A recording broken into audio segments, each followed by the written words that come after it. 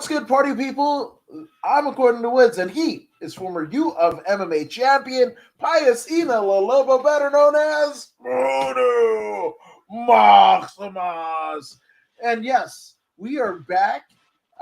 We've got a UFC fight night. It's Rodriguez versus Lemos. Mariana Rodriguez and Amanda Lemos. They're about to do the fisticuffs, and we're back.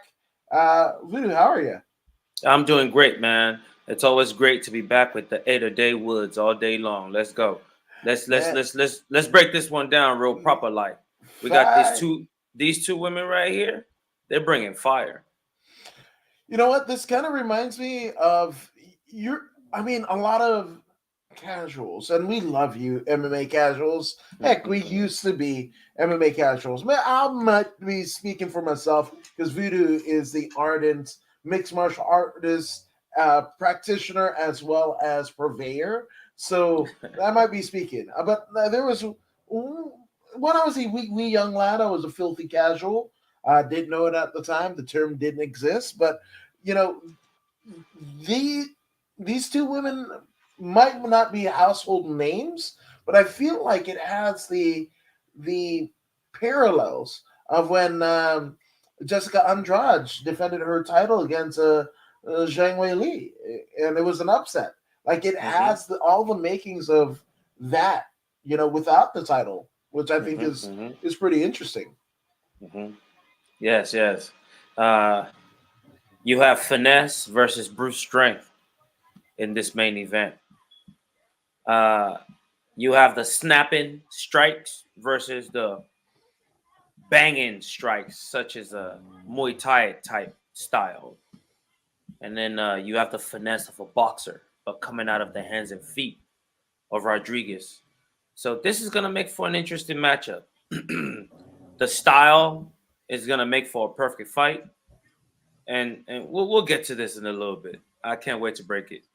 I love that you said bang because, in the words of the immortal Julian Lane, let me bang, bro. Let me bang.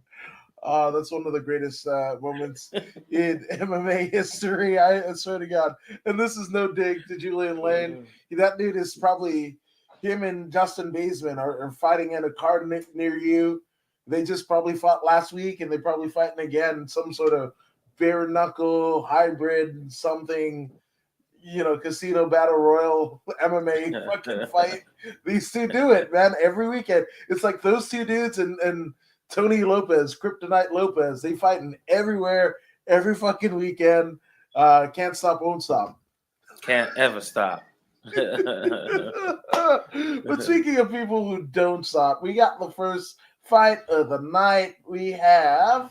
Let me actually get down to oh, my computer is kind of slow, but you want to take this one?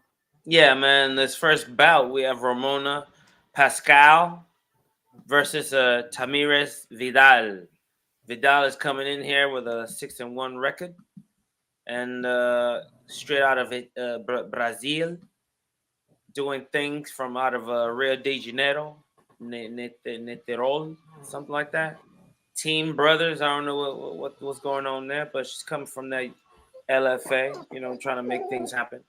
Uh, Last time, this is the first time we're seeing her in the UFC. She is from LFA. She won by heel hook in the second round, beating Kia Braga. Braga!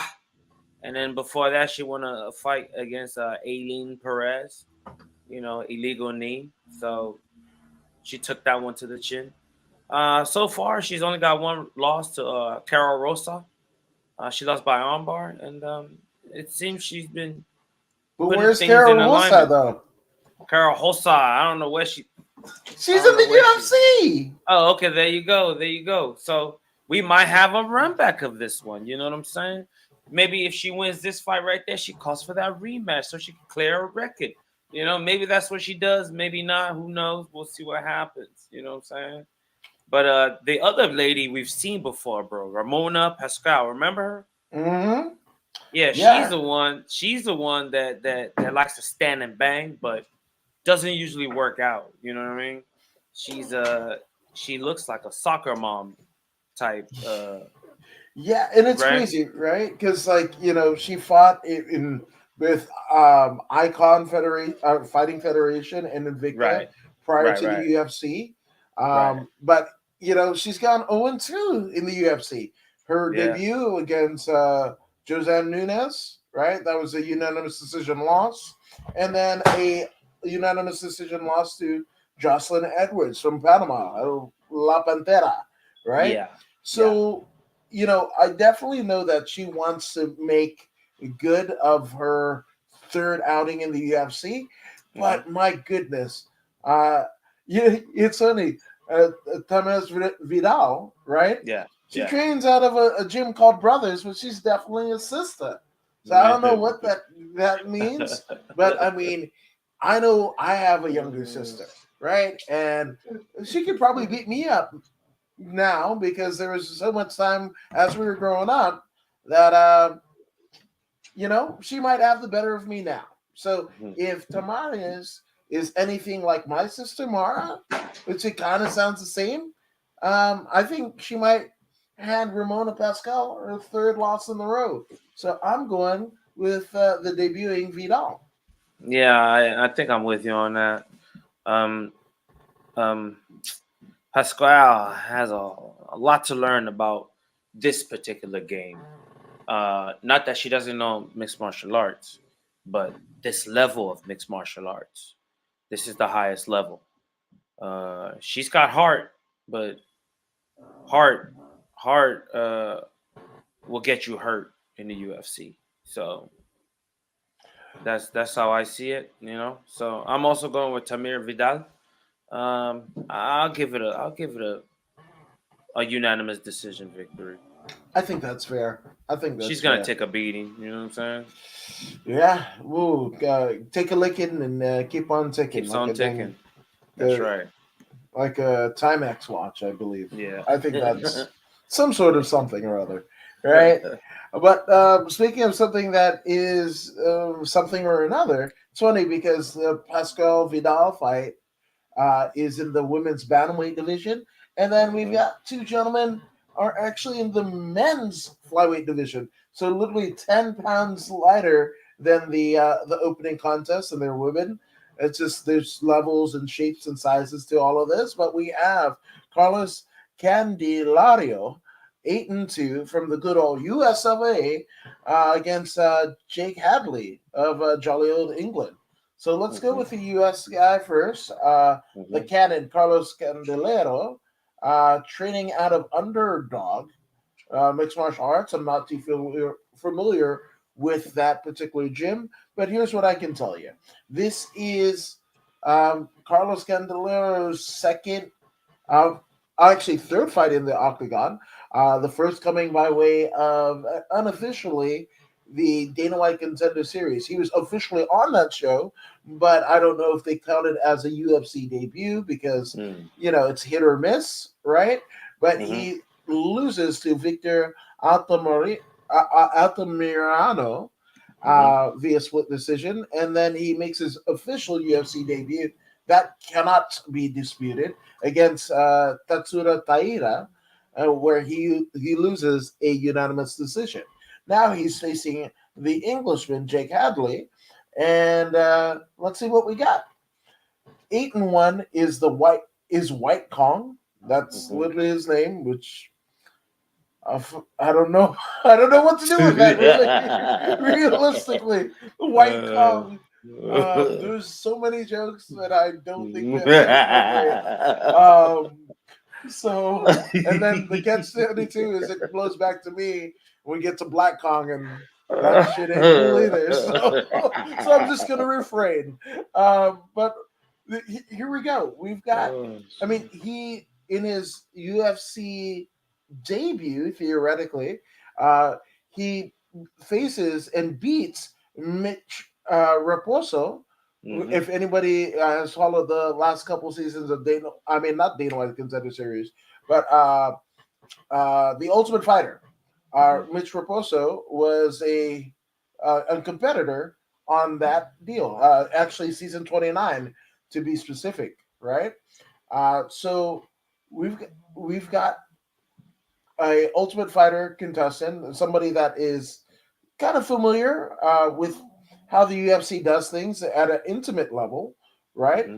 Hmm. And then he also made his UFC debut against Alan Nascimento, where he loses a unanimous decision. That happening in just May of this year. So he's Mm. got a quick turnaround. He wants to make good, um, proving that he's not a one-trick pony in terms of just being a Dana White Contender Series has been.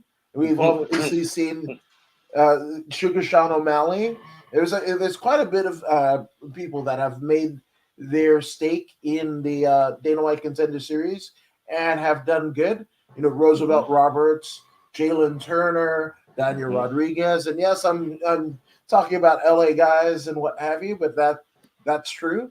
But also, like I said, Sugar Sean O'Malley. So Mhm. I believe that Hadley is trying to make good and put his name in the same echelon, same conversation as the gentleman and even ladies that don't come to mind, but there's been quite a few female combatants that have made the bright stages of Dana White's Contender Series and kind of parlayed that into UFC glory. So, with that being said, I am actually going with Jake Hadley.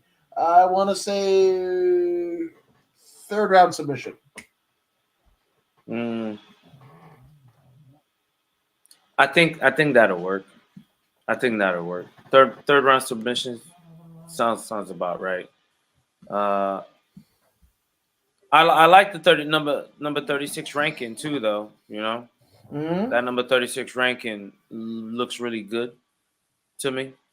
I really have nothing invested in this particular match, so I'll flip you 50-50 on this one. Who do you want? Yeah, that I think that's. So Yeah. I'll go with the White Kong, and then Okay, I'll take Carlos. yeah, that works. Yeah. Hmm. And over on Twitch, what's going on, fellas? What's going on? And yeah, I'll be fighting. This guy did. I just talk with my words. I fight with my words. Sometimes they fight with my brain and trying to get it out of the mouth, and it's just weird. It's weird. Y'all really love the yep, kind of, pretty much. Yeah. Yes, we Uh, do. and blink twice if you see that message. Sorry, guys. I'm co-host as well as what is it? The teleprompter. So my bad. My fingers don't work as well as I think they should. So Uh, that's it. And put one finger up if you see the comments. So we do go ahead and take it away. There you go. 100%.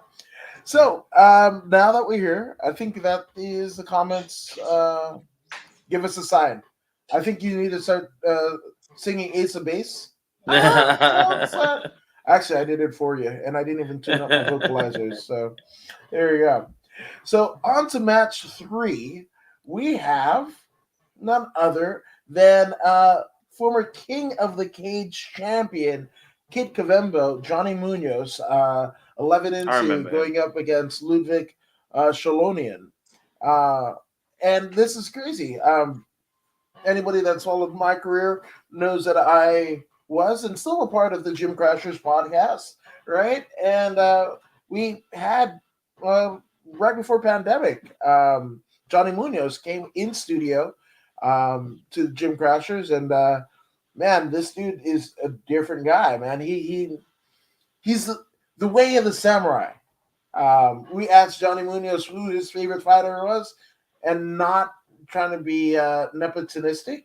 He's just like, I am. I'm my own favorite Mm. fighter. I've got the belts to prove it, and then also I put all the time and effort, as does my dad. His dad has trained him up since he was young for MMA and prosperity. So he's just like, we put in all of this work, years, decades of work into me to make me the ultimate fighting machine, theoretically speaking. And obviously, I'm paraphrasing, but how could I, with all of the investment, how could I not be my own favorite fighter? Mm. Which is Makes perfect sense to me. 100%, right? Makes perfect sense. I knew you'd like this dude. I knew Of you'd like this course. dude, Voodoo. He's every bit of the the principles. He stands by the principles in which you have basically propagated in your own career and via this podcast. So there you go. But my goodness, who he's fighting? The 9-2-1 Ludwig Shalonian. Uh, so Chelonian. so let's go with him first. Much like the gentleman we just spoke of, Mm-hmm. White Kong, he Mm-hmm. beat Mitch Raposo at the Ultimate Fighter season 29, right? Mm-hmm. Um, he obviously he is a what is it, a cast member of season 29 of the Ultimate Yes. Fighter, but makes Yes. his official UFC debut in a losing effort against Jack Shore. But anybody who's watched this channel to any length, especially as we review stuff with Jack Shore, he's a tough customer. Now we go over to the former champ, the former King of the Cage champion, Kid Kavembo, Johnny Munoz. Right? Let's Mm-hmm. look at some of the names in his record sheet. Right? We've got Jesus Christ. Mm. Tony Gravely, who he just Gravely. yeah, he got KO'd by Gravely, but Jesus Louises, Tony Gravely is one of the hardest hitting son of a guns in this division, right? Lost a rear naked, I mean, actually beat but via rear naked choke Jamie Simmons, right? Iron King, who anybody that's followed flyweights not in the UFC, Iron King is the tippy top, and I believe that was either a defense of the King of the Cage flyweight championship, if not a defeat, to win said championship. But Yeah. man, he spent most of his career, actually almost all of his career, even as an amateur at King of the Cage, right? And some of the people, some of the luminaries that have, pretty much what is it, paved their way to Mm-hmm. MMA supremacy via King of the Cage. We can think of Mm-hmm. people like, oh, was it Ronda Rousey? Yeah, she was everyone. Yeah, Ronda Rousey, Rampage Jackson. We've Mm-hmm. got Anderson Silva. The Um, guy, DC came from there yeah, too. Daniel Cormier as well. Yeah, Uriah Faber, yeah, no, um, 100%. Tyron Woodley. Yeah, a lot of people came through King of the Cage.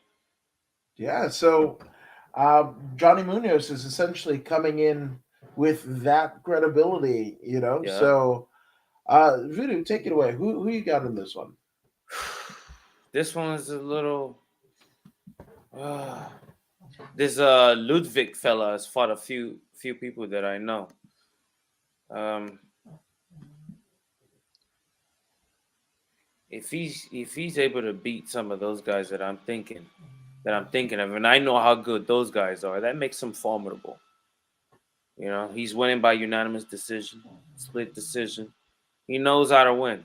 This fella, he knows how to win. He snuck one by Vince Cachero by split decision as well.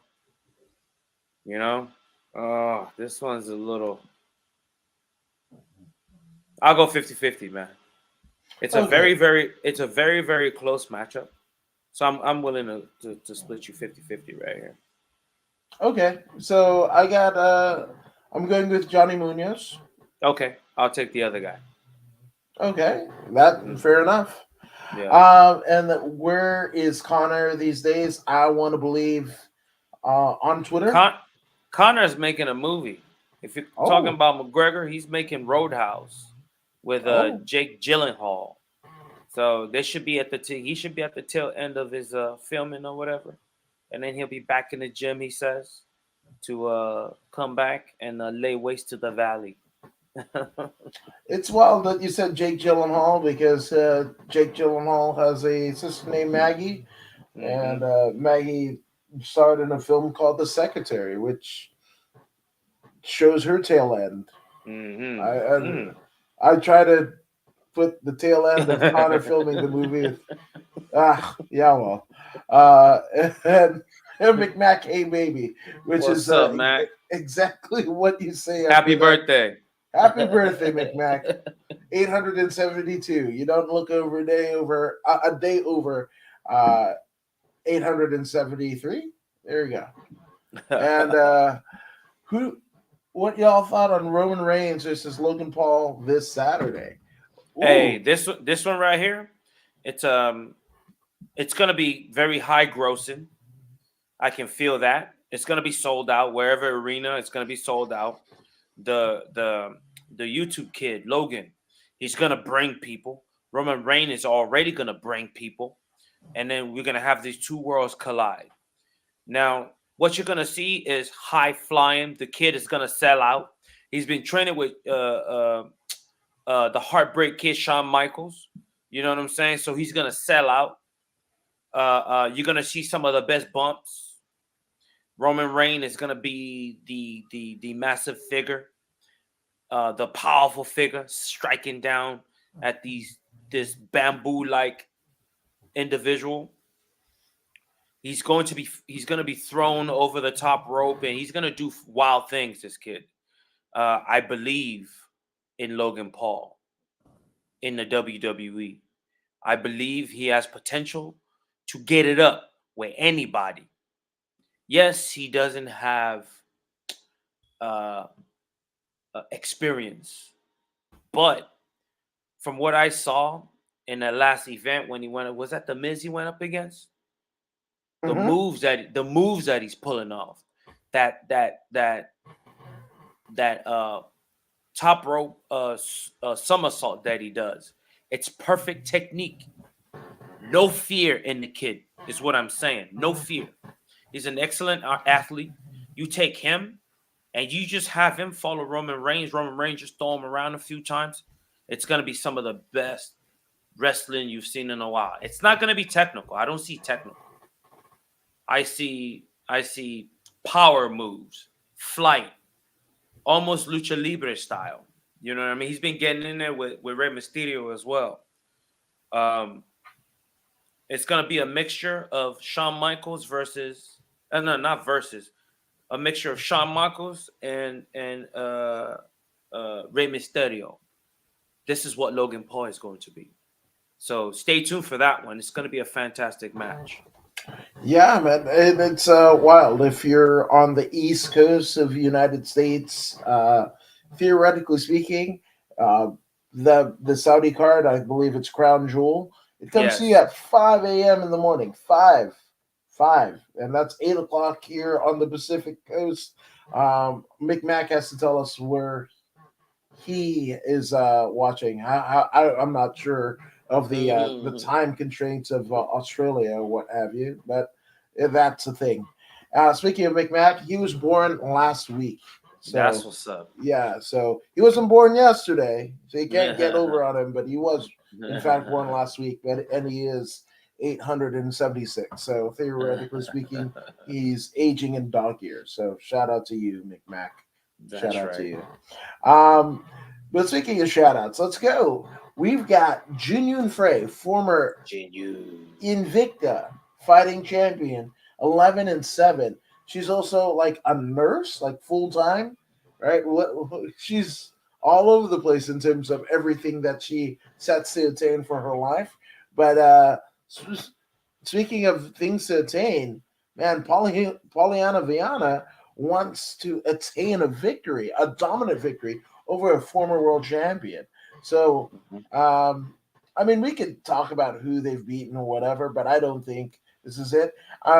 And speaking of, um, unfortunately, Pollyanna Viana didn't get to go through Invicta, right? Mm. She went through Jungle Fight and Jungle. then WOCS and then straight into the UFC back in 2018. So theoretically speaking, beating a world champion in Jinyun Frey, a former world champion, I should say, Hmm. that's got to be a Yeah. title fight. Yeah, you So can call her a world champion. yeah, Yeah, it's 100%. safe to say that. Yeah. Yeah. So Pollyanna Viana, Jinyun Frey. Jinyu and I were born on the same day, May 20th. So I'm always gonna be a super fan. You know what I mean? I'm going Jin Yu, man, by whatever means. Yeah, you know what? I've seen Junior Frey. Like in my head, I literally just hear Julie Ketzi, right? Former champion, not champion, but a former fighter, uh, the voice of Invicta, along with TJ DeSantis, right? Mhm. And all I can hear is them in my head going genuine Frey, genuine Frey, genuine Frey. For her kind of run in Invicta, she was the face, one of the cornerstones in Invicta. Mhm. Nothing against Viana.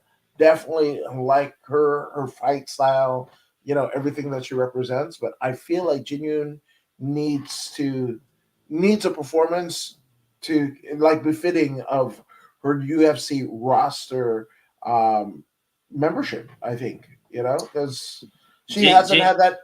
She hasn't had it. yeah, Jin Yu's gonna have to watch out for that jujitsu. True. Vienna's gonna, because when you look at her last losses, it's been people controlling her on the ground, Hmm. uh, having a hard time getting back up. You know what I mean? Thermopolis did the same thing too. Yeah. And it is what it is. If she can keep that separation, her boxing is so good that she'll be able to outscore the opponent and get it going. No, 100%. Mick Mac asks, "Is Mark Hunt's fighting someone?" I feel like he's in I that hope not. perpetual battle with the UFC legalization of whatever the hell Brock Lesnar was on when they fought. Yeah, that's right. I think he already lost that case. Did he lose? I I wanted to believe believe so. that he won. I would like to see him win it, but I think Okay, he let's go lost it. 50-50 on whether Mark Hunt won or lost the lawsuit. Jesus Christ. And it already I happened. So I say he lost it. I say he won it. And Mick Mac is not happy that Christy Olsen butchered his joke today.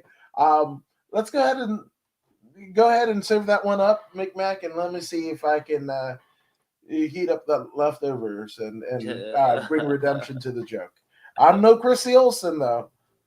That I will tell you. The good brother Fight Life Nation. Shout out to Marco Martinez.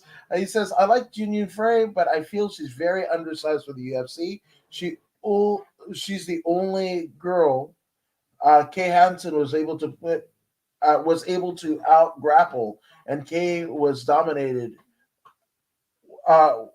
dominated Mhm. everyone else. So basically, what he's saying is, yeah, Junior Frey is undersized for the UFC.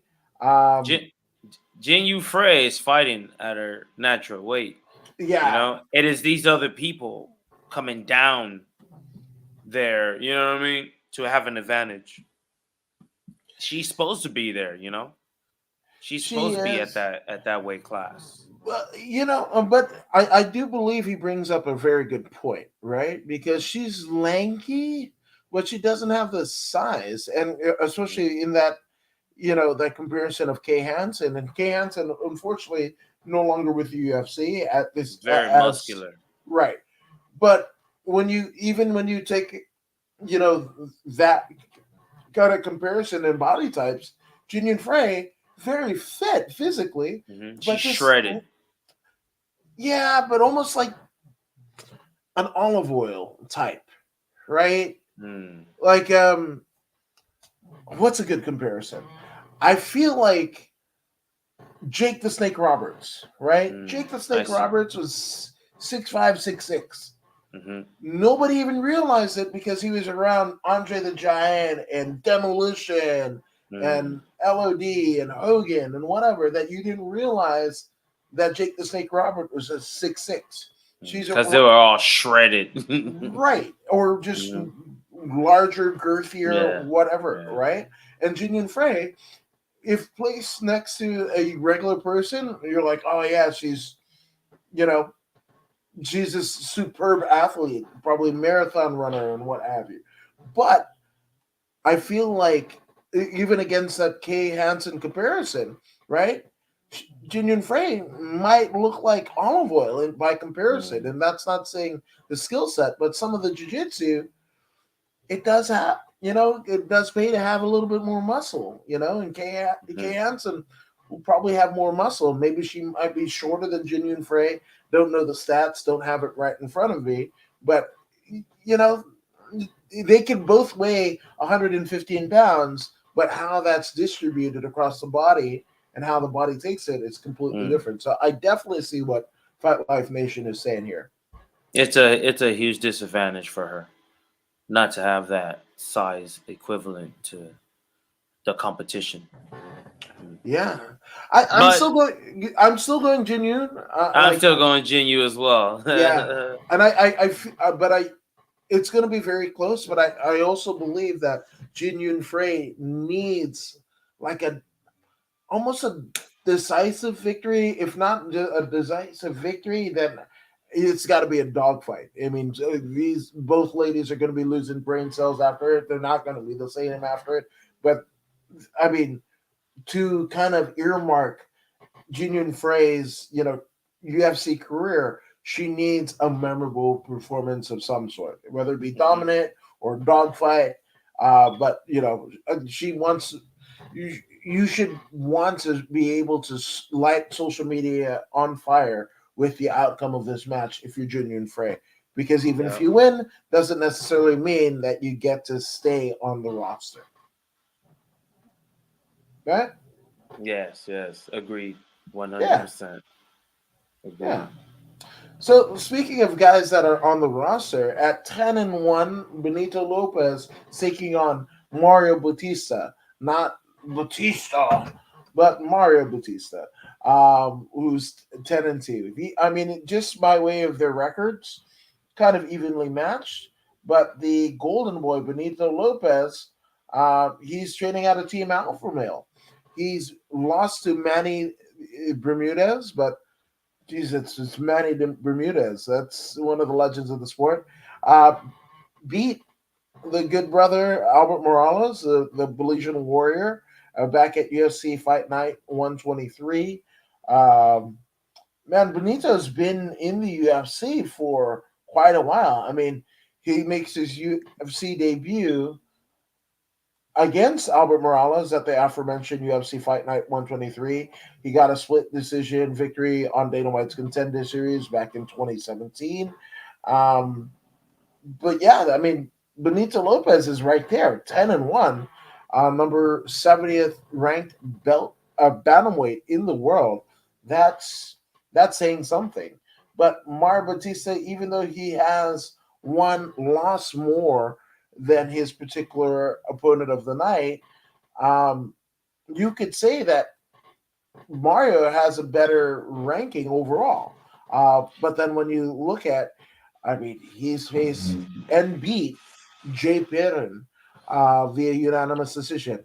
Hit a rear naked choke on Brian Boom Kelleher in his last fight. He's been in there with Trevin Jones. That was a loss, a KO loss, but it's Trevin Jones. KO'd with a flying knee, Miles Johns. Lost to Corey Sandhagen.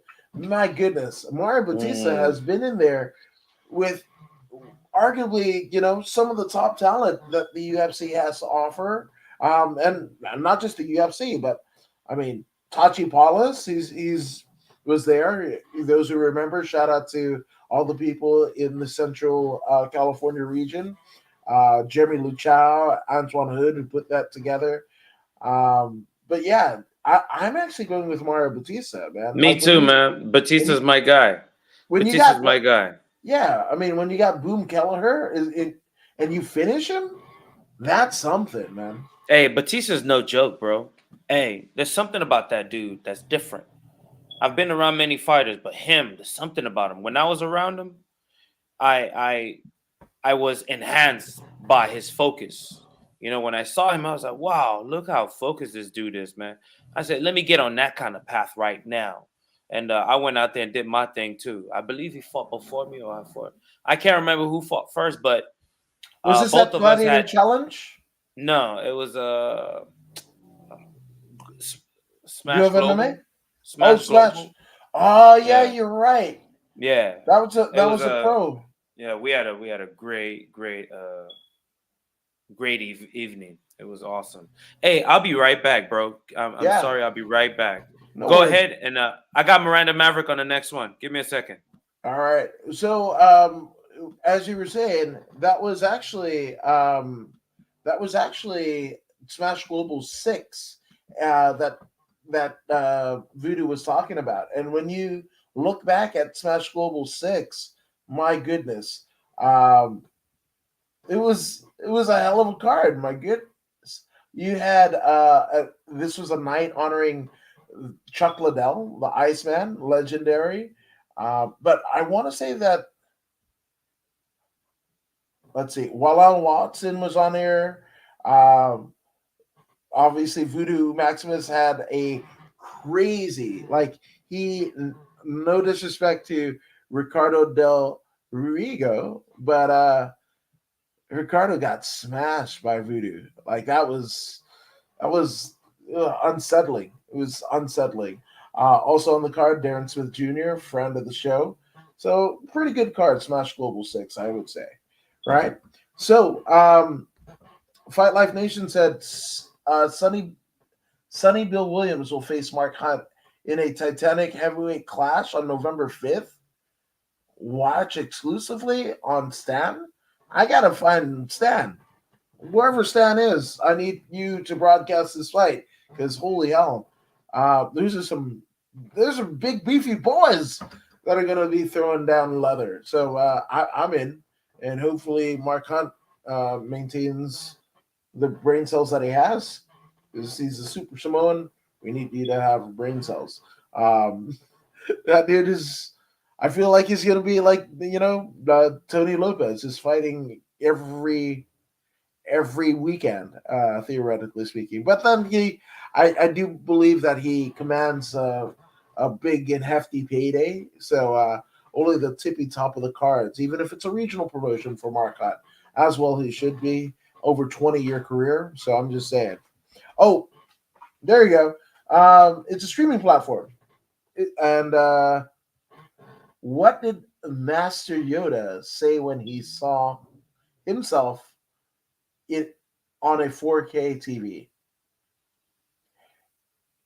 HDMI. I didn't do the Yoda voice. I think Percy Olsen did that joke better than I did, but that's just me. I can't do a Yoda voice, um, but the joke is pretty fucking solid, sir. So thank you for that. Now, Voodoo said before he jumped off, we've got Shanna Young 8-4 against the 10-4 Miranda Maverick. Now, in terms of Shanna Young, the Shanimal. That's a weird nickname to say, but way better than Shanimal because I tried to combine Shanna with Cannibal. I read it wrong. Let's move on. Uh, but she's been in there with Macy Chiasan, a former Ultimate Fighter winner, Stephanie Eager, a tough customer. Um, Obviously, that Miranda Maverick. This is actually a rematch of their exhibition fight that they had that Invicta FC Phoenix Series 2 back in 2019. So that was an exhibition. This is a full-fledged fight. But on that night, she lost to Miranda Maverick, and that was via rear naked choke. Uh, but here we are, 2 years later, and actually 3 years later, and we've got Miranda Maverick. Now, Miranda Maverick, I was going to say she's an Invicta veteran, but of course she is because as is Shanna Young. The people that Miranda has been in the cage with, Sabrina Mazo sent Sabrina Mazo out of the UFC. Lost to Erin Blanchfield, unanimous decision, but that's not bad. Uh, Split decision loss to Macy Barber, but she's beaten Jillian Robertson, Liliana Jojua, Pearl Gonzalez, Deanna Bennett, and the aforementioned victory over Shanna Young, who she's facing on Saturday.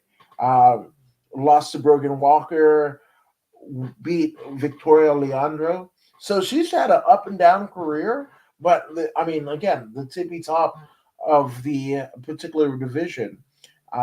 I might have to go Miranda Maverick, to run it back and go 2-0 against Shanna Young.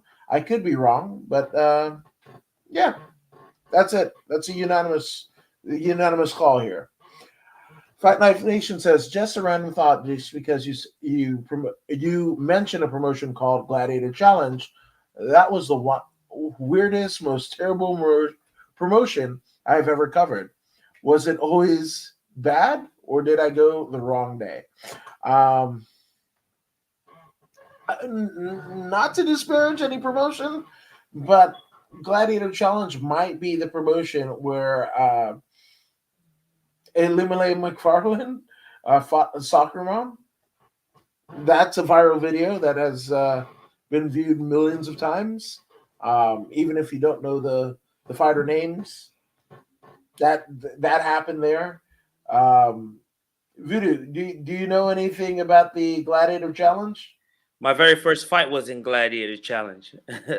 So Fight Life Nation says just a random thought, because you mentioned the promotion called Gladiator Challenge. That was the weirdest, most terrible promotion I ever covered. Was it always bad, or did I go on the wrong Hey, day? hey, man, it was always interesting. It was always interesting at Gladiator Challenge, man. There's always a story to tell, man.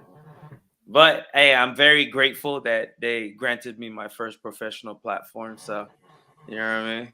Yeah, man. It all went well. So we were in San Diego in some very remote on a very remote casino, Indian casino, deep Was it in like Saboba? something like that. Yeah. I think that might have been it. It was either Saboba or Siyukan. I think it might have been Soboba. Yeah, it was one of them. Yeah, it might have been Soboba. It was just so far away from the freeway. I remembered. We just kept driving in and in and in and inland. It just kept going in and in. I was like, wow. Who's the referee for that fight? I don't remember. Was it Cecil Peoples? No. Nah, man. Not Was it that Cecil guy. Peoples? Was he around that day? I don't believe he was around. He might have been. Cecil Peoples is probably still fucking refereeing Yeah. Gladiator Challenge. Yeah, he might have been there. I could have seen him. I've seen him so many times. So shut up. I mean, I've heard stories just like Gladiator Challenge. I've heard stories. I've never been, so I really can't say. But the stories that I've heard, they coincide with what Marcos is feeling. But don't know. And he said he went to the Valley View Casino, which that okay. was also. I've heard, allegedly, supposedly, nobody was trying to get sued, and this is not financial advice. But I have heard that Gladiator Challenge exists for no other reason. Let's say if you are a fighter and you wanted to improve your record. Right. That's where you go. That's what I've heard. I mean, allegedly, supposedly, I've heard people fighting for beer. I think that's a fair assessment. Yeah. Again, I don't know. I can see why. I can see why they will come, say something like that. I understand. Yeah, I just, and again, I'm second and third hand at counting things and everything, but everything seems consistent. But again, I will never begrudge a place that is giving fighters a platform, an opportunity. Yeah, an opportunity. Just as you eloquently put in your personal career. Yeah, man. But also within reason, like the Illuminate versus the soccer mom that happened at Gladiator Challenge. Former Bellator world champion against somebody that looked like she jumped. Like, there's a story of like Tony Schiavone, from WCW and now AEW, right? Like first time, I can't remember who met him. I might have been Jim Cornette, might have been another wrestling luminary or whatever the fuck. And the first time they made him, Tony Schiavone drives up to the fucking studio with a fucking like a rambling wagon with like 8 kids and his wife and shit like that, right? Theoretically speaking, that lady could have been Tony Schiavone's wife in this scenario. It's like she just drove up to the fucking arena and they're like, "Hey, you want to fight?" And I was like, "Oh, fuck it, I'm taking Taibo classes. Cardio kickboxing is life," and fucking gets in there with a soon-to-be Bellator world champion. I can't believe that's real. Oh, that's shout out to Gladiator Challenge. And Mick Mac is mad that I fucked up his. Okay, can you do this better than me and Christy Olsen? Okay, Voodoo. Yes. What did, or maybe you should ask me. Okay. What did Master Yoda say when he saw himself on a 4K TV, HDMI? You should have stopped, like paused. You got it. You got it. Oh, that's what you were supposed to say? No, I was saying, well, I don't know, and then you put in. And the I HDMI. would say HDMI. Oh, I get it now. Again, we fucked up. I just read the whole thing. Yeah, 100%. It's all right, Mick Mac. It was a good joke. It's a fucking good joke. That was a pop from Voodoo for sure. But that's all 3 of us. That's Christy. That's me. That's Voodoo. We all fucked up your jokes. So I just got it. I just got it. Now because he says things backwards. Yoda's dyslexic. I should have got that because I too am dyslexic. Oh, fucking Christ. HDMI. Yeah. So that's a good one, Mick Mac. That's it a is. very good. That's a solid joke, 100%. And Eric Bischoff wasn't mad at it either. So just saying. So holy moly, we have a featherweight bout. It's Derek Minner versus Shilan Nuruddin Bikeke.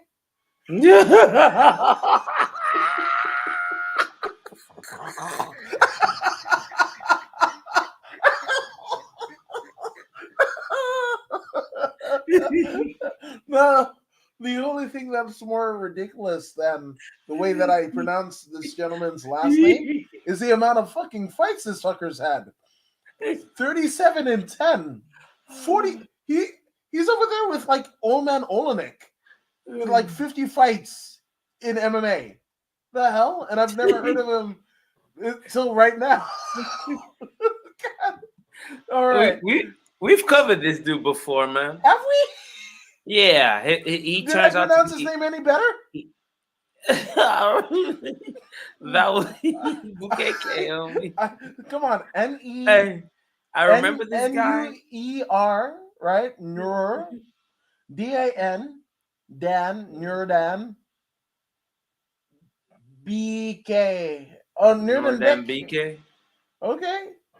Nurdan BK. Yeah, man. Nurdan BK. Assalamu alaikum to you too, folks. Shaylon Nurdan BK. Interesting. Wolverine. That's yeah. I remember he had like ferocious grappling. He would try and take your back and just finish you. I think I remember that about him. He also goes for like power, one punch knockout type style, and then he shoots, and then he clamps you up and puts you on the fence type dude. You know what I'm saying? That's the kind of fight he's bringing. That makes sense, right? Because I mean, pre-UFC, he faced, I guess, a theoretically young Alexei Olenek, right? Not old man Olenek, but still, right? Also lost a fight, gets KO'd by Zhu Rong, who's in the UFC now, right? And then gets to the UFC, and he's in there with Joshua Kulabau. Unfortunately, loses to Kulabau via unanimous decision, beats Sean Soriano via unanimous decision, and then beats downtown TJ Brown via unanimous Mm-hmm. decision, right? Mm-hmm. But jeez, this dude has been in there in MMA in some form or fashion since Jesus Christ. I had A to scroll long three time. times. Yeah, 20. Whoa, whoa, whoa. Not even 2016. He's had, whoa, whoa, whoa, whoa, whoa. 47 fights in what? 16, 17, 18, 19. 6 years? How does that happen? He's a bad mother. Shut your mouth. I guess. Or he's racking up wins like the great Hickson Gracie. Hickson was 400-0, homie. Yeah, He's my favorite Gracie too, man. I love that dude. dude. I mean, I just saw a fucking thing about Henzo Mm-hmm. fucking stepping on a motherfucker's neck. Mm. And Yeah. he's the nicest one. But the dude pissed him off. So, so fucking Enzo just steps on his neck. Yeah, he's known to engage in people in public like that. I was like, he's the nice one. He's the nice one. How bad do you have to be for him to fucking step on your neck? And I also found like that dude that whose neck he stepped on, because dude was talking mad shit. he whatever country he was from, he wanted to fly back from, but got into it with a fucking flight attendant and didn't even fucking make it off the plane. He got arrested. So it's like that's like 0-2 in the weekend, right? That's crazy. That's crazy. I don't know. It's just was like that the Russian fighter. I would assume it's the Russian fighter that fucking goes and tries to double leg the fucking Russian referee, and the Russian referee fucking puts his ass to sleep. It's 0-2 in the same fight. God, MMA, I love it. I love it so much. Don't understand a fuck of it, but I love it so much. Yeah, so on the other side, we've got Derek Minner with a name that's easier to pronounce. 26-13, training out of Glory MMA. Been in there with TJ Laramie, Charles Boston Strong Rosa. Those were both wins. The Laramie one was a guillotine choke win. The Rosa one was a unanimous decision. Lost to Darren Damage Elkins and Ryan Hall. The Elkins ones was a ground and pound loss for Minner. And the Ryan Hall, it wasn't a fucking knee bar. It was a unanimous decision because I think Ryan Hall decided he didn't want to 50-50 guard this fucker. Anyway, lost to Herbert Burns, beat Clay Colliard before the UFC, lost to Kevin Carew in LFA. Damn, this dude has been in some wars with, like, Chico Camus, fucking That's old school. yeah, Fernando Padilla. Jeez, Matt Brown at RFA. Matt Brown, the immortal Matt Brown. Back in RFA. Yeah, actually, no, that's the other Matt Brown. Okay, This Matt, not the when you look at little Matt Brown, the former champion from WEC. yeah, that would be him. Yeah, that was towards the tail end of his career then. King of the Cage, RFA. No, this particular Matt Brown looks like a fucking home ec teacher from the 11th grade. I feel like he doesn't look like a fighter. He looks like he's balding. He looks like he could be a saxophone player.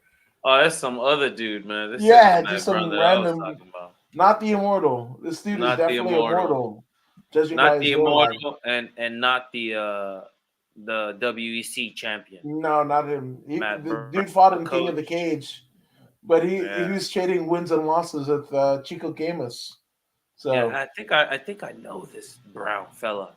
He's pretty good actually. If I remember correctly. But his record was kind of up and down, and not that records mean anything. You could have like top tier competition, as you know, Yeah, right? And you just are feast and famine. yeah, You yeah. they feast on your famine ass, I guess. Mm. I don't know. Yeah, so I'm gonna go with Minner, um, just because he's got more names, and I don't think there's anything more than that. Obviously, the other gentleman, a lot of fights, like 6 years, damn near 50 fights. That's saying something. But I'm definitely gonna go with Minner in this particular Yeah, instance. Manor trains with what's that dude's name? Glory, in it, With who? Kraus in Yes, Glory. he trains with Cross. Yeah, Yeah, he trains with that guy. Yeah, yeah, yeah, yeah. So he's bringing Kraus in and Cummins. that new consistent pressure, technicality, trying to pick you apart and then finish you off. This guy is very good at it, Maynard. He's very, very good at it. His grappling is very good. I just don't see Shai Lung stopping him on the ground and submitting him. I think he's going to be too slippery. And by the time the third round comes, Shai Long was going to be tired. His arms are going to be shot from all the attempts, and Banner is going to move in there and snipe him in the third round. I see a TKO victory for Minor in the third round. All right, yeah, I'm with you there. So I think this is a unanimous pick here. Now, giving us a little bit of context to Matt Brown, the WEC champion, I believe, was named Mike Brown. Yes, Yes, that's the Mike guy. Brown, and Yep, is at yeah, ATT. Yeah, yes, yes. You're right, 100%. Yep, yeah. he coached Joanna and J Check and the rest of them dudes. So we still don't know the other balding Matt Brown. We fucking don't know that guy. Sorry, Matt Brown, not the immortal one. It sucks you being the other Matt Brown. It's like we wasted the good surprise on you.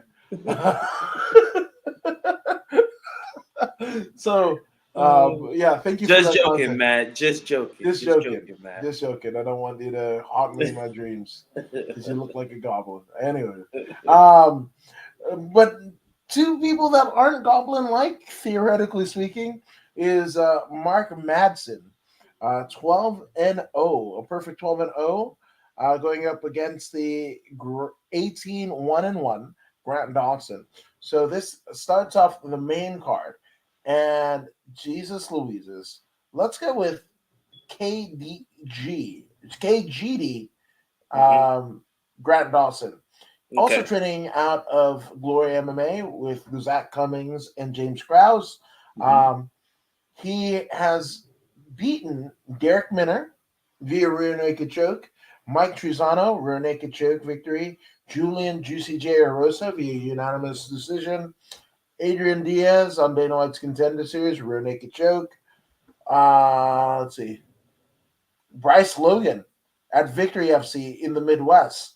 That is a second round ground and pound. He's got some names on here, man. hmm hmm Uh, there's nothing wrong. I mean, Justin Weaver. yeah, Narimani. hmm There you go. I hmm remember this gentleman as well. Draw with Ricky Glenn. Uh, yeah, dude, this is some good shit. And then you've got Grant Dawson with this impressive resume here, and then he's hmm going up against an undefeated Mark Madsen, right? hmm So let's look at hmm Mark Madsen, the Olympian, hmm who Olympic champion. This one here from You're damn Denmark. right. Yeah, hmm training out of Fight Ready. hmm Jesus Christ. Okay, I don't know if you guys have watched the Joe Rogan with Demetrius Johnson, this most recent one, Yeah.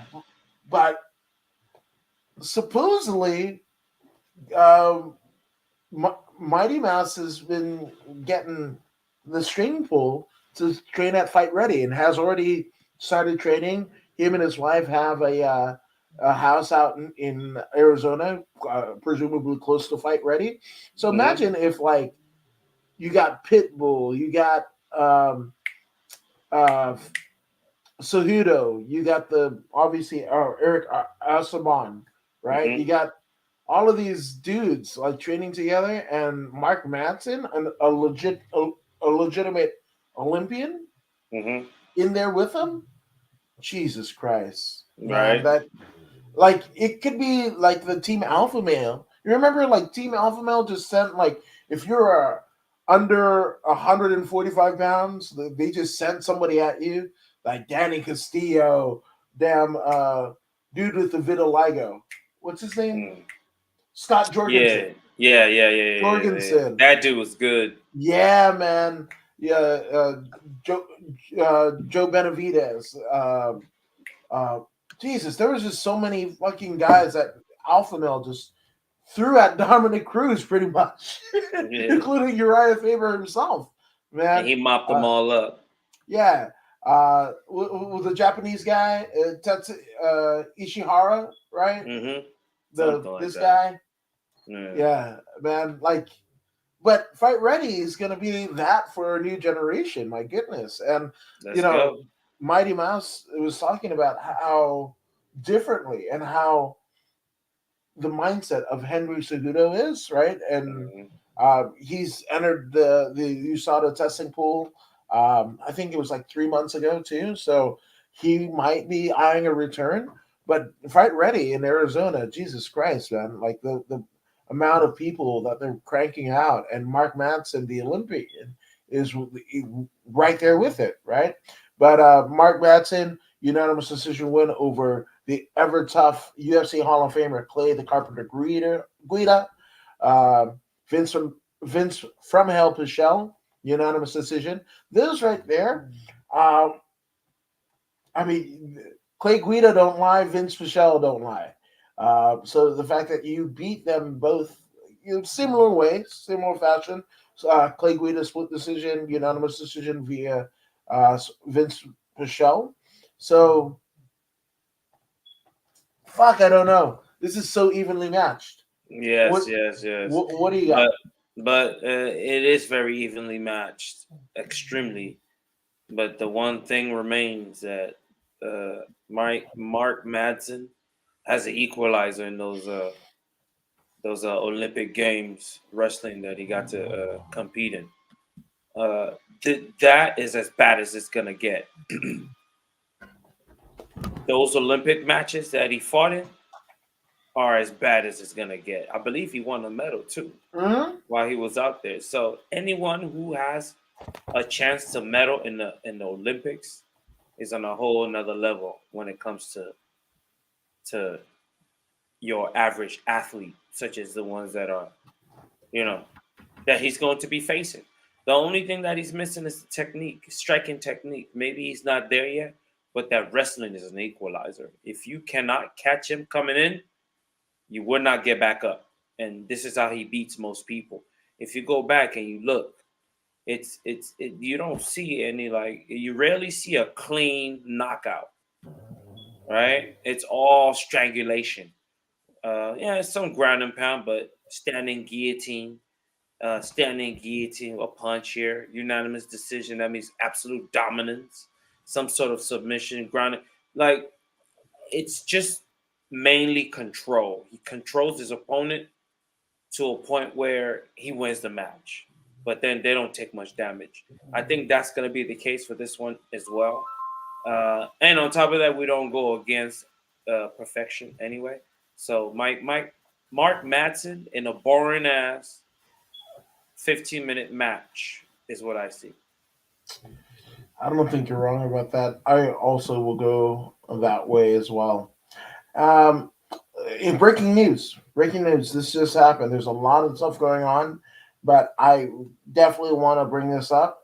Um, Mick Mac says that he crapped his pants. Ooh. You know what? I knew that. I had a feeling, right? Because I know the secrets that you keep, Mick Mac, when you're shitting in your sleep. So there you go. But thank you for that little tidbit of information. But speaking of nuggets and tidbits, right? A nugget of MMA prowess is Tagir Ulanbekov, 13-2. going up against the 14-2 Nick Manis. Let's go with Tagir first. Mm-hmm. Um, Tagir is he's definitely an orthodox style fighter, Mm-hmm. but that unorthodoxness, right? That's a Mm-hmm. word. I just made it. There we go. Mm-hmm. Unorthodoxness. Uh, that has proved him well Mm-hmm. in wins over Alan Nascimento, Bruno Silva. Uh, let's see, Dennis Araujo, as well as um, I mean, even though it was a loss, but you don't go under the learning tree of Tim Elliott and not learn something from it. He lost a unanimous decision, but Tim Elliott also didn't knock him out, right? Mm-hmm. But on the other side, we got Nate Manis, right? Nate Manis, 14-2. Minus. Oh, oh, this is me and my anus. Oh, this is gonna be so great. Shout out to Michael Cervello, the voice of that viral clip. My anus, my anus, my anus. You just punch me in my anus. You just punch my anus. It's so great, so great. He understood why he was there. Uh, but in terms of my anus, right? Um, beat former King of the Cage champion, person we just mentioned, Johnny Munoz, right? Mhm. Uh, beat Cool Luke Sanders via rear naked choke. Beat Tony Gravely with a KO, TKO, right? And then lost to the Umar Nurmagomedov. Mhm. Not to be confused with Bernie Madoff. Mhm. I man, I want to hear how God, what's his, Joe Martinez says my anus. Because to Mhm. me, I think the benchmark was Michael Chavello, right? My anus, my anus, my anus, whatever. So I want Nick Mayanus to win just because I want to hear them pronounce his name. So, Yeah, me too. yeah. Hey, look, man. We have Tagir and Nate. Tagir is ranked number 17. Maines is 42. So that tells you that Ulenbekov has fought more top of the line type opponents to put him in the rankings as high as place number 17. So I'm going with Tagir to win this one by Sambo, uh, combat Sambo, taking his back, beating him up, and then taking the neck or something like that. He will submit him no later than the second round. Excuse me. I like it. I like it. I'm gonna go with minus just because. Yeah, hell yes. Speaking of things that are just because, is a hell of a fight. It is the only fight in the heavyweight division on this card. Just Yeah. because you're not gonna get any better at this particular juncture than Josh Parisian, 15-5 against the 16-10 Chase Sherman. Um, these are big meaty men that are just gonna fucking throw down. Um, let's see.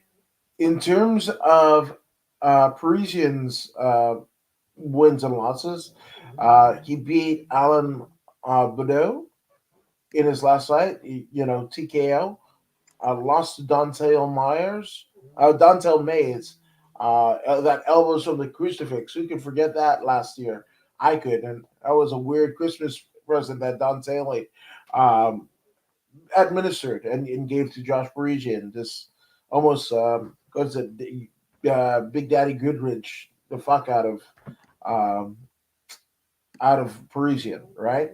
Um, he beat Chad Johnson, not Chad Ochocinco.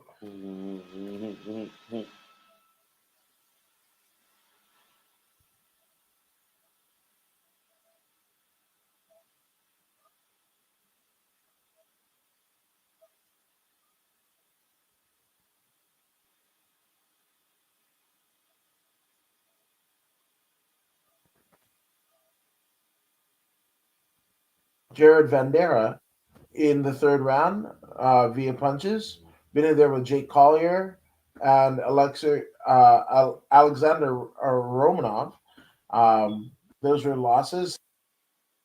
Um, Unanimous decision loss over former UFC heavyweight champion Andrei Arlovsky. Uh, Had a bare knuckle fight against Joey the Mexicutioner Beltran.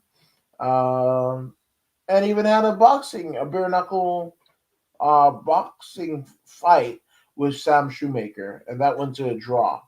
Uh, mm, this is his second run with the promotion, but I feel like Parisian has enough to get it done. I'm gonna say Parisian third round KO. I'm going to say that as well. Chase Sherman's tend to become a brawler when he's in there. His takedown defense is weak. Standing back to his feet is weak. Um, he does have great hands. Doesn't kick much. He has the ability to kick, but he doesn't usually use it. He prefers to knock you out with his hands. Parisian is a more well balanced individual. He's got the ground. He's got better ground out of the two of them. So I'm also going to go with Parisian, Josh Parisian, to take this one home. There you go. Now, speaking of taking things home, taking my breath away, my breath is all ready because we're at the co-main events of the year.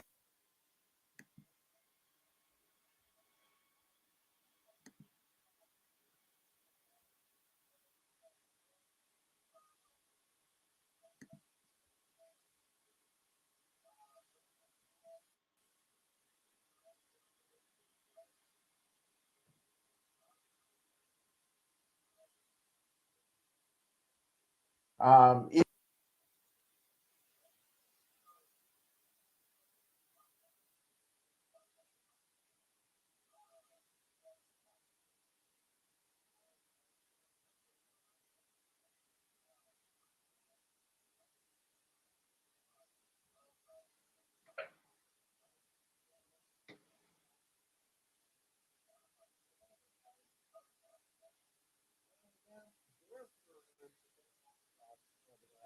he's made an indelible impression to the UFC and the UFC brass in such a short tenure, right? Um, but yeah, Neil Magny took a loss to Shavkat, which that's a hell of a win for Shavkat. But back to Neil Magny, he's beat Max Payne Griffin, he's beat Jeff Neal, he's lost to Michael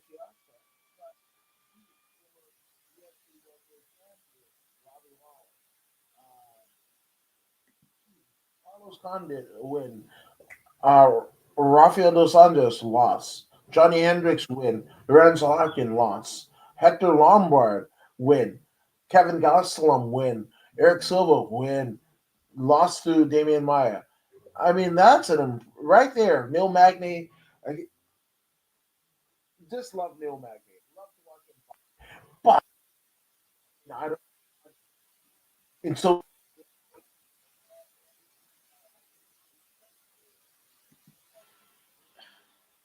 Your voice, your voice is in and out. Not yet. I can you make? Yeah, I hear you now. Yeah, but basically, doing promo videos, right? With Bill Stein and Daniel Rodriguez among Thor Skanky, Heinrich Wasmer, litany of guys. We're able to do promo videos for, and I owe my early career to Daniel Rodriguez. And those few fighters that we were able to do promo videos for. So of course, there's an affinity to Daniel Rodriguez, but Daniel Rodriguez is top 15, if not top 10 in the welterweight division for good reason. It's not me picking him. He just had it in him this whole time, right? Um, and he was undefeated until like Combate in like El Paso or some shit like that. Bullshit decision loss, which I mean This was in Texas when Texas was kind of barely opening up you know, the MMA credentials and stuff like that. You know, they're not the most ardent what do you say fighting commission in the union, right? So Mhm. he took a loss, but my goodness, who hasn't Danny Rodriguez dispatched in the welterweight division? He has been in there with the likes of Mike Perry beat Kevin Lee beat him, uh, Leach. Remember that whole Mhm. switcheroo of the Diaz Ferguson whatever, Mhm. and beat the Leach, and Leach was able to show off his nice suit, beat Gifted Gabe Green, beat Dirty Bird Tim Means, Quentin McControl, um, Ozzy Alvarez, Justin Baseman, Joel Champion, Christian Gonzalez, Hector Saldana. I mean, even as an amateur, you know this. He beat Shohei Shohei Yamamoto. Yamamoto. It was How a come? beautiful match. Yeah, I man. enjoyed that match. Which you can find on the Sparstar MMA page. Mhm. And I Mhm. believe that was the Sparstar welterweight championship fight. Yes, it was a title match. Yes, at Hmm. welterweight. Yeah, That's right. yeah, I remember That's right. watching that from Bakersfield. So it's just wild. Yeah. So again, Danny Rodriguez, that's the dude. That's the homie. Um, I should play one of the videos that we did for him in Combate, but it has a Yeah. Combate logo. I might get kicked off of YouTube, so let's not do that. But it's up there, Danny Rodriguez or whatever. And if you see a promo video that was Bosun Wang, the genius of him, and I might have put the wheels to turn to get that to happen. So I'm going Danny Rodriguez, Me too. third round KO, Neil Magny. Neil No, Magny's gonna fucking jiu-jitsu the shit out of him, but also Danny Rodriguez is an Eddie Bravo brown belt. So there was that. it's gonna be a tough match. It's gonna be pushed by Neil Magny. Neil Magny's gonna want to bully him because he's more experienced. He's gonna want to put that pressure on him, keep walking him down. See what P Rod does. I mean D Rod does. Um, D Rod's home team, man. I'm going with D Rod as well, but it's not gonna be an easy match. Veterans like Neil Magny, they're like a thorn in your side. They know all the tricks. They know all the tricks. So D Rod's gonna have to dig deep and keep slinging them shots, man. That's what it's gonna take.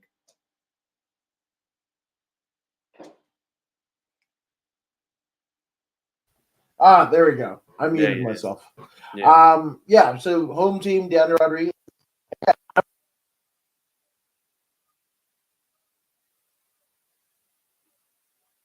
Again, what he's been able to accomplish in his career and not have a fucking title, it's just beyond me. But Yeah. whatever, that's another story for another. But I mean, this,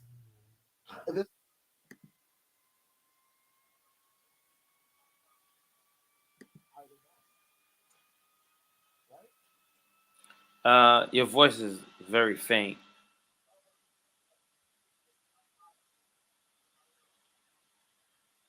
I can't even hear you, bro. I think you're saying something about a top five. Nah, nothing. Say something.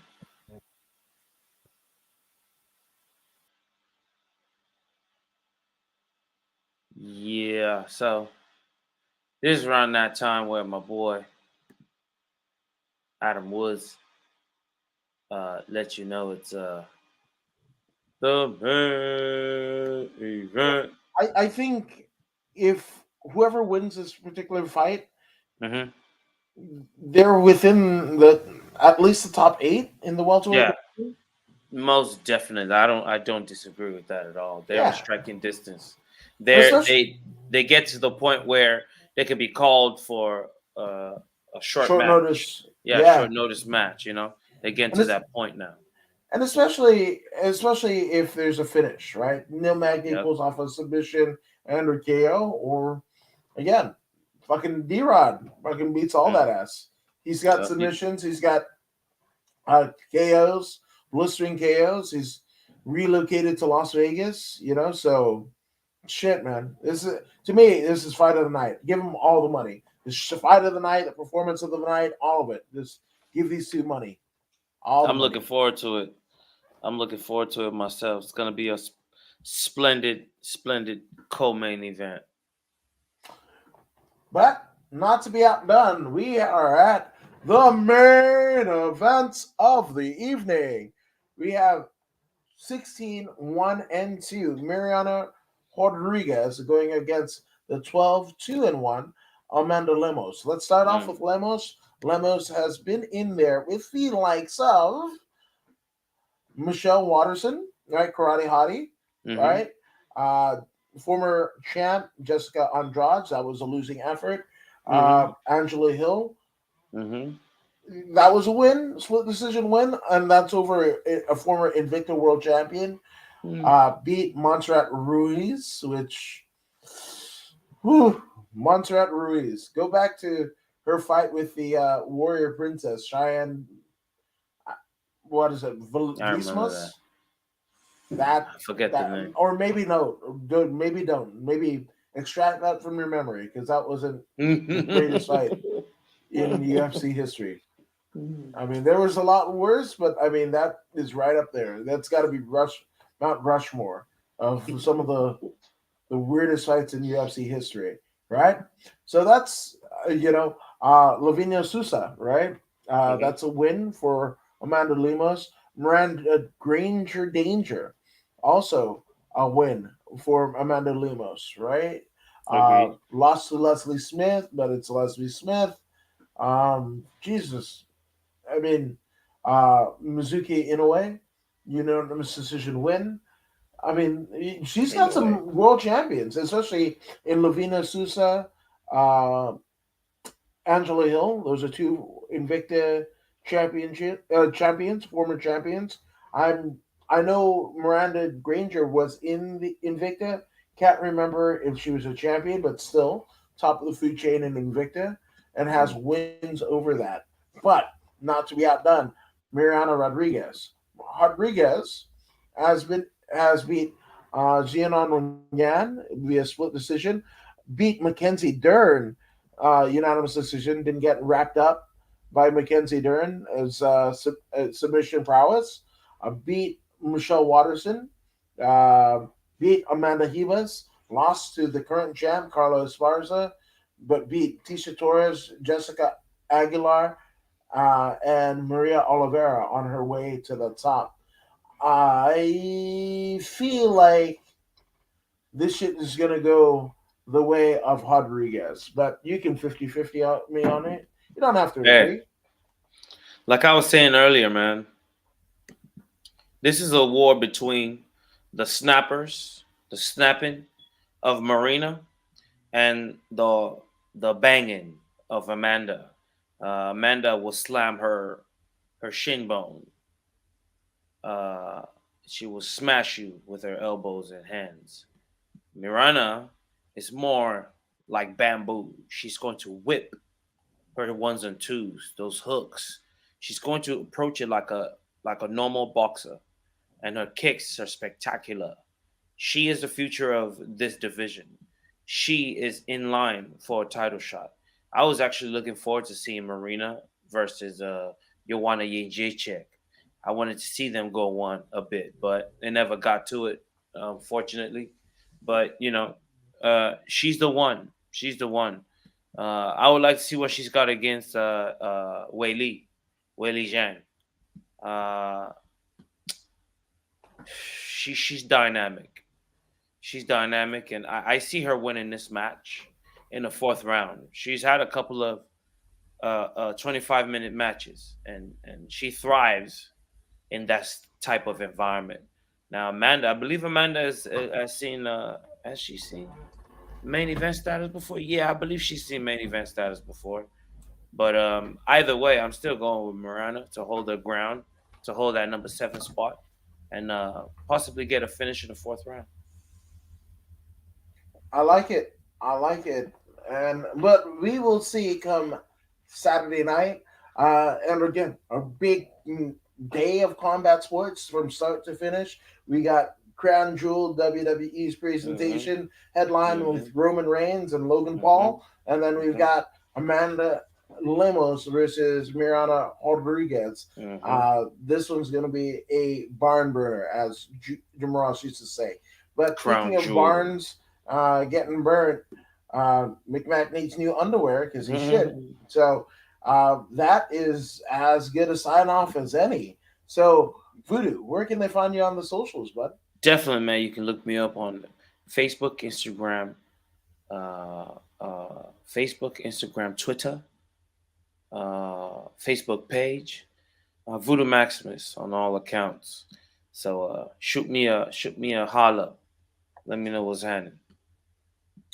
And I'm According to Woods. You can find me all the places that he stated, and then other places like TikTok and Twitch as well. Snapchat as well. So According to Woods across the board. What not podcasting, just dumb shit for the people. Because other people do dumb shit that makes me want to highlight such things. So that's it. But thank you all for joining us. Thank you, bodyslam.net, for simulcasting with us. And go ahead and subscribe to both Voodoo in the Woods on our individual pages as well as bodyslam.net. And we can't thank you enough for supporting us. Don't go. I know parting is such sweet sorrow. But theoretically, we were already done when we couldn't get your Yoda joke. So just saying. But you guys have been awesome. Just be well. Whatever you guys decide to do, whether it be UFC, WWE, or just fucking chilling with your family, just be well. Be good to each other and yourselves.